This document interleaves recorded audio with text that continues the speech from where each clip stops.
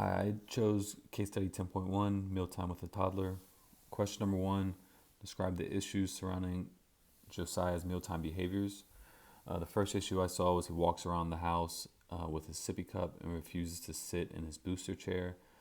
Toddlers should always be seated during meals and snacks, preferably in a high chair or booster seat with the family, and not allowed to eat on the run. The second issue I saw was he watches TV while eating dinner. It is important that parents and caregivers keep distractions like television to a minimum during mealtime. And the last issue I saw was his mother and grandmother feeding him. Learning to self feed allows the child to develop mastery of an important part of everyday life. Question number two, describe how Josiah's mother and grandmother could introduce new foods into Josiah's diet. Josiah's mother and grandmother could serve new foods alongside familiar foods. New foods are better accepted if they are served when the child is hungry and if he sees other members of the family eating these foods. Question number three, what suggestions can you give for between meal snacks for Josiah?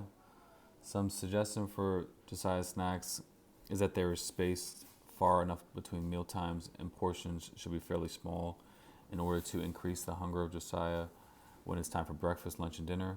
Some food suggestions could be nutrient-dense foods such as fruit and maybe some healthy fats to go alongside them. Question number four, what concerns do you have about giving Josiah unlimited access to apple juice in the sippy cup? Some concerns I have about Josiah's apple juice consumption is the sugar content, as well as his dependence and unwanted to drink water in the future. Also, he could become complacent using a sippy cup and not want to work towards using a regular cup without a top. Question number five, how can healthy eating behaviors be developed in Josiah? By healthy eating behaviors can be developed in Josiah by having his mother and grandmother role model the appropriate ways to eat during mealtime, such as no television, sitting at the table, and trying new foods.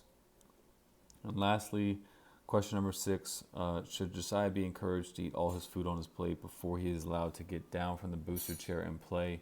Why or why not? I said Josiah should not be encouraged to eat all his food on his plate because he is allowed to get down. Before he is allowed to get down, it is important that toddlers be allowed to control the amount of food eaten by hunger rather than by parental pressure to eat more. And that's it. Thank you.